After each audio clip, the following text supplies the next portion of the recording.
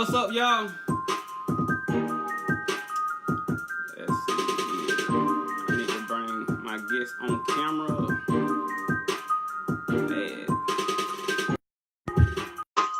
Hey, y'all, this Fred Hurt here with the second Inspirational Dads interview. Right now, he's being added to the session. And thank y'all for joining. We will get started as soon as he gets added. It says adding right now.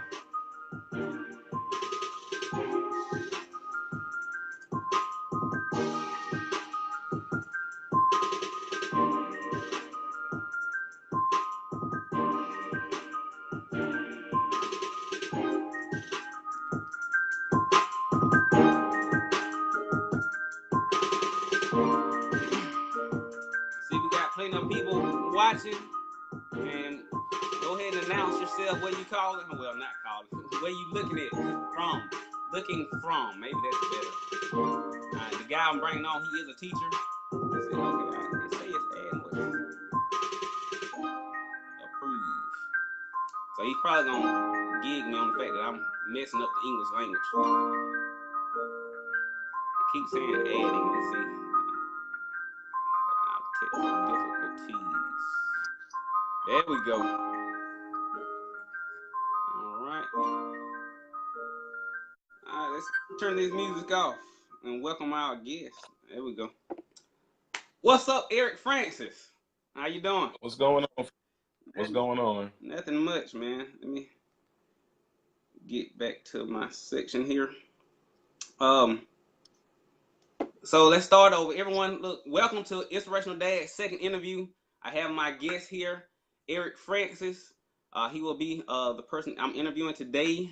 I want to thank all of you for watching, and let's go ahead and get started. So, Eric Francis, can you tell me a little about yourself, your childhood, etc.? I grew up in Atlanta, but I also spent some time in Macon as well on my dad's side of the family.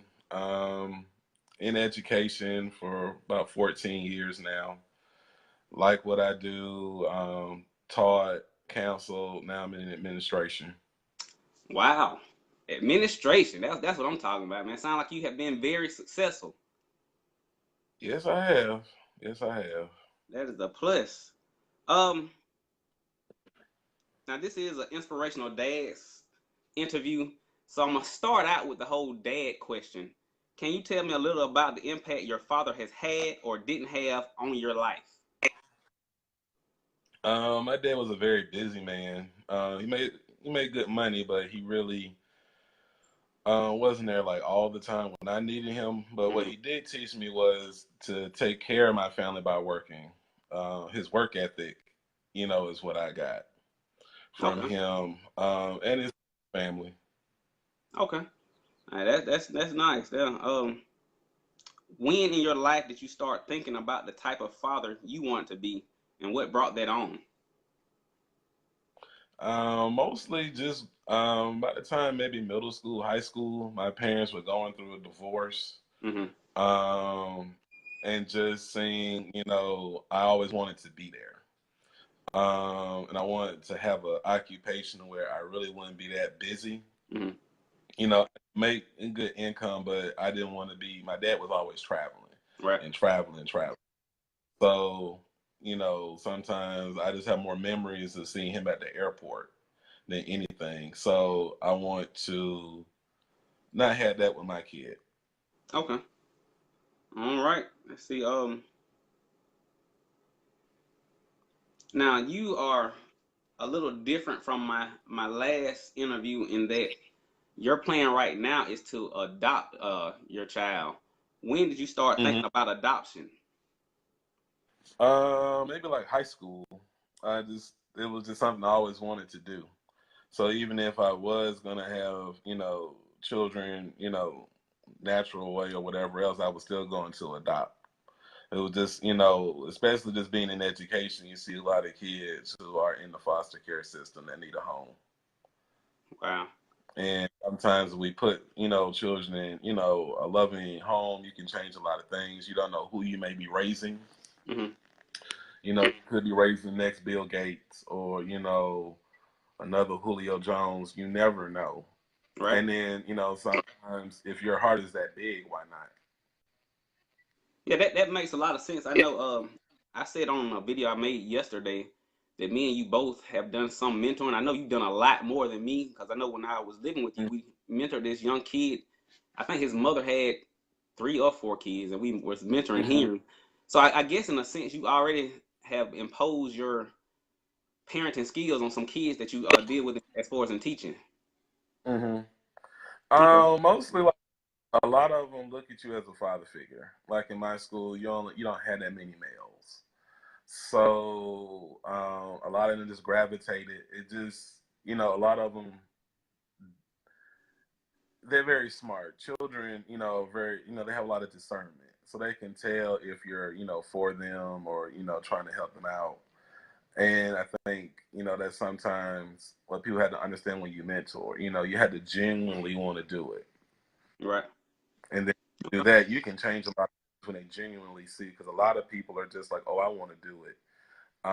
And it's easier said than done because there are a lot of emotions and other things that you have to go through. So you always have to, when you're mentoring or anything like they're dealing with kids, you just have to have that open eye.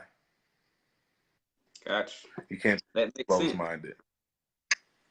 That makes a lot of sense. That's a lot of fathers. I say there's a difference between a dad and a father. A lot of fathers that aren't really thinking about their kids really probably need to be listening to some of the things that you're saying because it could affect how their child grows up, especially if they Hmm. abort in their life. So, uh, Hmm. what is a goal that you have for your soon-to-be child? Um, a goal. Um, just for them to be happy. Get them, like, I just really want them to enjoy some of the things I had, especially with my mom. Their grandmother, she'll teach them Spanish like my mom taught me. You know, it's a lot of things like that that you want your kid to have. You know, a lot of them, it's just not materials, because I grew up with materials. You know, I grew up with, well, you seen like the house I had growing up. Right, You know, and people think, oh, you grow up in something like that, you're just completely happy and all of those things. And as some people learn, you know, you can live in the biggest house in the neighborhood and be the most unhappy, and live in an apartment and be the happiest, you know, you've ever been. right. And so with that, I always just, you know, and it comes down to love. So the biggest goal is I just want them to understand how loved they'll be. Awesome. That's That's an that awesome that's goal. the goal. That is nice. I can never say this lady's name, but she's from Romania. She's watching. She's a mother of 3. Thanks for being here and watching. Let's continue with this interview. Um, we've somewhat talked about this. It's how Hmm. does your job impact the time you want to spend with your child? If needed, do you have a plan to change that? I mean, it doesn't sound like you will, but you tell me how you feel about that. Well, since I'm in education, I'm always going to be out for holidays. Hmm. It's flexibility. If I need my child, 'cause I want to adopt a boy, so if I want him to be around me, I can put him in a school. You know, the schools that feed into mine, Right. or, you know, one close by. So being in education, I have a lot more flexibility. Now, even moving up, um, my summers are kind of thin, but that's the whole point of just spending those types of breaks. Hmm. And also having family that can take, you know, the place of things when I'm not available. Okay, that sounds good. Um,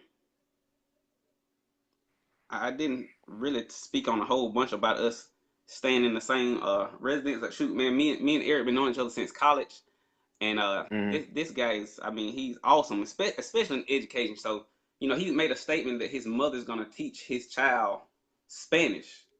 I mean, I took Spanish in high school and for 3 years, and all I can really say is "hola," and that's horrible. But just the fact that he's already thinking about teaching his child another language, which will also help him in his growing up. I mean, that's powerful, man. So kudos already before you even get your son. Hmm.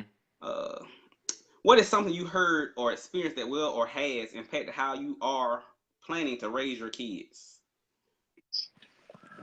Um, I guess just being in education, I kind of know things a little bit ahead of time before others, Mm-hmm. So it's sort of like what kind of school to put them in, what to do at home to prepare them. And I guess that's the thing of being in education and being in all the different levels I've been in, from the counselor to the English teacher to the administration. I see things all over.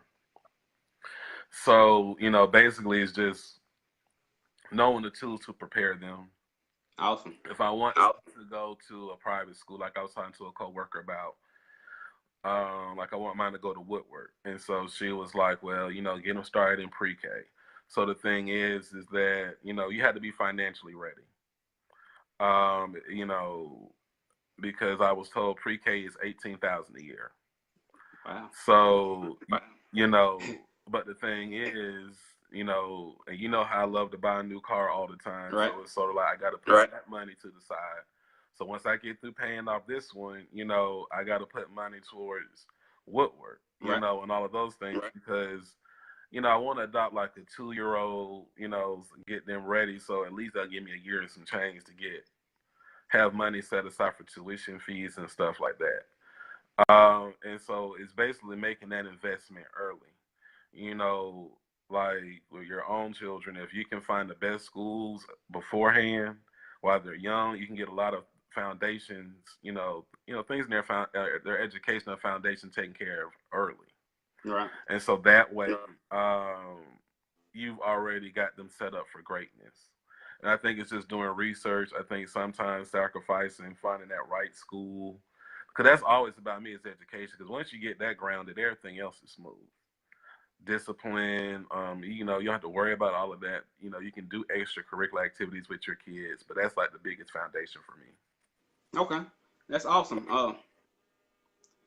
I know me and my wife right now, we are looking, it's not a private school, but Jones County schools are a lot better than Baldwin County. So we are right now Mm-hmm. looking for a house to move to that area so we can put them in a better place, even if it's not a private school, but it is a step up from where they are right now. So that's our plan Well, in the near future.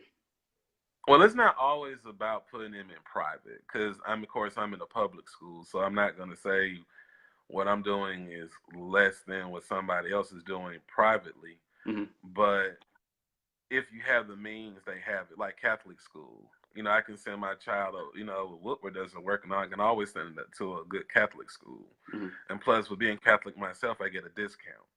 Okay. So, try to look at all the different types of avenues. You can find a great Christian school. Right. And, sometimes if you're a member of that church, you may get a discount. You may have to go to a different county for, a better school. Nothing is wrong with that. As long as you do it the right way, because you want them to stay. You don't want them to go somewhere and you're not in that district. That's a lot of other stuff you got to deal with. So sometimes moving, especially in your situation, they're still young, so you still have that foundation. Well, so just keep doing what you're doing. Man, I appreciate that, man. I really do. What is your thought process concerning your kids in college? Um, well, I look at it as they're going. They don't have a choice about that. Mm-hmm. And like I remember one time we were talking about a long time ago. We were saying about the military and stuff like that. And with the military, I'd rather them go to college and do the whole ROTC thing there. Right. They save money. They don't have to get student loans. All of those types of things. But really for college and all of those things, it just goes back to what we said about finding the right foundations now.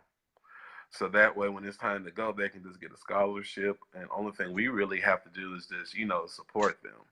If they need help with, tuition and stuff, of course, I do that. But, I'd rather them get paid, and who knows how it'll be with education then. Maybe everybody will go to college for free, and we really wouldn't have to worry about all of this. Yeah, that'd be great. So, we don't know by the time our kids get old enough, it'll be what a good 14, 15 more years, Right. So that'll be what, 20, 30 something, Yeah. 33. Yeah. So, we don't know what may happen. Awesome. Now, I didn't ask this in the beginning, but what is your plans on age range as far as your adopting a son? I'm looking at like 2 years old, Oh, 1 to 2. okay. Um, it'll be easy. It's just at that age you can still get them, used to your ways, things of that nature.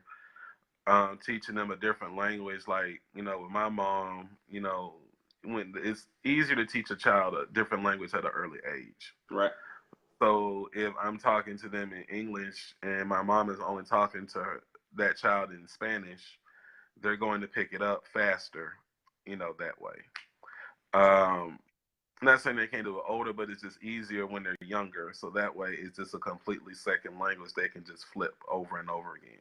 Right. So sometimes, if I talk with my mom, either we'll be talking in English and then we'll flip over to Spanish and then we'll just flip back and forth. So that's how I want it to be for him. That's It just awesome. makes. I need to get But my kids in it, the but I got problem. a lot to learn myself. Well, I mean, the thing is that y'all can do it together, Yeah. and the thing is that them being so young, you're doing it at a beginner's level, which will be easier Right. because you just teach conversations, and then after a while, you just mix all the different verbs and stuff. It's not that difficult, especially since you're doing it with little kids because you have to do a lot of repetition with them. Right. So, everybody's learning, and everybody's teaching each other. Sounds good.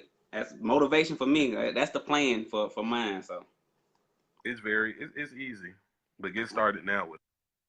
awesome. All right, let me get your thoughts on my belief. I believe that dads can change the world, considering that a lot of these kids committing crimes, getting pregnant early, etc., grew up without a dad. What are your thoughts on that? Um, yes and no. I do believe, sometimes that dad, from what I've seen both sides. I've seen a dad who did not have the best, who was not doing the best things, and the kids followed it, and it kind of let them down in that negative path like that father. I also seen some fathers who were deeply involved and have, changed the lives of their sons. I just think that it depends totally on your intentions. If your son or daughter, know that you're genuinely there for them, they're going to, stop certain things. They're going to listen. They're not going to stray down the right path. But if you have, but then you could be a father, kind of like the one I had that was, around, but didn't really discuss those things. Right. So it just depends on the person. A father can do a lot, whether it be, positive or negative. But I think like you have to have that, relationship because you have a father. You have, you go from fathers to dads. All these different names and nicknames. And it's something that anybody can be a father, but are you going to be a dad? Yeah. Certain words have that endearment. So it's sort of like, your kids can be like, yeah, that's my father over there. But then, they can say, oh, but that's my dad. And sometimes when they say those different words, that can show you what kind of father you are. Because some of them, when they say different words, somebody said, no, that's my dad over there. It's sort of like, well, I listen to him. Hmm. You get what I'm saying? He, that's the person who keeps me where I need to be, who keeps me grounded. And sometimes it may not be that, it may be pop, it may be all, other types of, words. Right. But I think sometimes father is such a generalized word. Yeah. How do you show those things and stuff like that? Awesome. Awesome. Man, that's about it as far as my questions for you. I certainly appreciate you being here. But as we Mm-hmm. close, is there anything you feel we haven't covered or that you feel you need to reinforce the importance of to help another dad or single mother or get through to anyone in parenting or someone else that might be thinking about adopting? I mean, adopting is a process. However, if your heart is big enough, you can do it. As far as with single parents and what I've seen with working with them, sometimes put your pride aside. A lot of it has to deal with pride. And I had to tell my parents at my school, like I told this mom the other day, it's, I understand that you're going through situations. Nobody is trying to say you're an unfit parent. But sometimes you have to put your pride aside to ask for help, and nothing is wrong with that. If a parent needs assistance, they just need assistance. It doesn't mean you're lousy. Right. Sometimes it says you're a better parent because you're trying to do better. Everybody needs a helping hand. Every family, and this is what I tell parents, every parent is not perfect. Every family is not perfect. Right. Everybody has a form of imperfection. But the thing is, I can tell anybody, anyone, whether you're single or married, be the best possible parent you can be, because your children pick up on your habits, whether they're good or bad. And sometimes we don't eat, and sometimes we may not see them at home, but you see them at school. Right.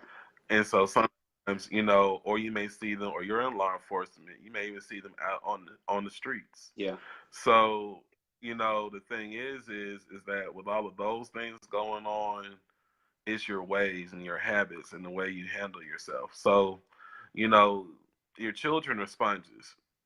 Yeah. They absorb your emotions, they absorb your feelings, and then once Absorb they your do word. that, yes. And sometimes, they could be a wilder version of ourselves, or that piece of ourselves, sometimes how we see ourselves, that, like when we were talking, about children, your kids and stuff like that. Sometimes we see things in them like, I really wasn't, like, where did this come from? See that all But the time. and you may not have been like that, Right. but sometimes it could have been that piece where somebody kept the lid on. You get what I'm saying? Yeah. Maybe you weren't that chatty because somebody kept put a lid on it. So sometimes we may see that ourselves in our kids, where I may be the one that talks a lot of smack or whatever else, but then my son may be the one that's completely quiet and Right. cool, calm, and collected. You could have been the one that could have been quiet in school, and your son and daughters could be social butterflies. Right. And then you're wondering, like, but you don't say this much when you're around me. You're completely quiet. Yeah. So sometimes, we just have to be mindful of those things and just understand that, our children, whether they're adopted or not, are our own individuals. Right. Because, for myself in education, I'm a father to so many kids who don't have fathers. Right. So sometimes people say, well, you don't know how it feels to be a parent. You're not a parent. Well, I'm that parent when that boy comes and he's crying because, he doesn't have a place to go. Or the little girl who's crying because, her mom is in an abusive situation, or, the mom's boyfriend is trying to come after her, and they come talk to me, for a sense of help. Right. Every parent doesn't have to be blood. And then also, with adopting, who, we don't know why people adopt. It could be for medical reasons. Some people could have tried. Mm-hmm. Because sometimes I was talking to one person, they kind of had a negative stigma about adoption. Right. And they're saying, well, it's not yours, it's somebody else's. But this is the thing. Look at Colin Kaepernick. He was adopted. You know what I'm saying? And look at all the great things that he's done. So, you have to kind of look at, these are type of children that were adopted and turned into great people. Right. And not saying that, every child in foster care is going to be a horrible person or horrible child, but it's giving you that image, an example of, what, these people open their heart up a little bit more, and then you see how big his heart is towards people. Mm-hmm. Which means that, it's still a sponge to me.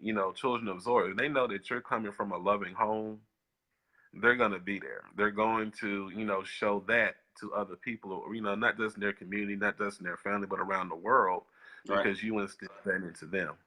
So, that goes, like I said, again, to a two-parent home, a single parent, mother, father, whomever. Right. It's all in what you do to your children, and they absorb that, and then they become, basically who you want them to be. Hey, man, that was powerful though, man. I think the viewers really appreciate that. I see one saying telling you to teach. I mean, that was powerful. It was needed. A lot of people need to hear that. So hopefully everyone will share this Mm-hmm. video to others, so they will take in everything that we have discussed, help people that are possibly thinking about adopting, or fathers out there that are not actually being, I guess, a dad. Their child is not really seeing them, or they. I mean, now, given you said your dad wasn't really there, but I mean, did show you as far as how to work, his work ethic. But there's some fathers out here that aren't doing anything. I just did a video yesterday about that. I mean, it's like you out here having sex, having kids, but then you want to disappear. That makes no sense to me. And like I said yesterday, that's stupid, really.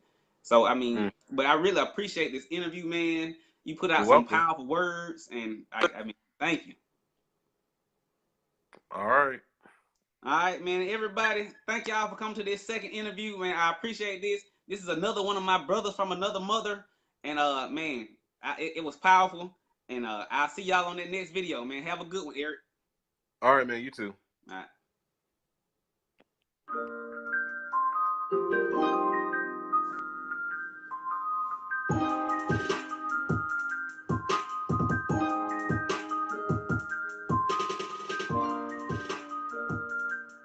Hey, let me say something here. Lumi, I'm glad I hope I said that right, Lumi.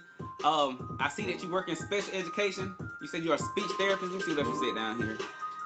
It's such an amazing job. You have hard times with parents. They don't understand how important it is to get involved 100% in the kids' lives, to support them and everything. So sad.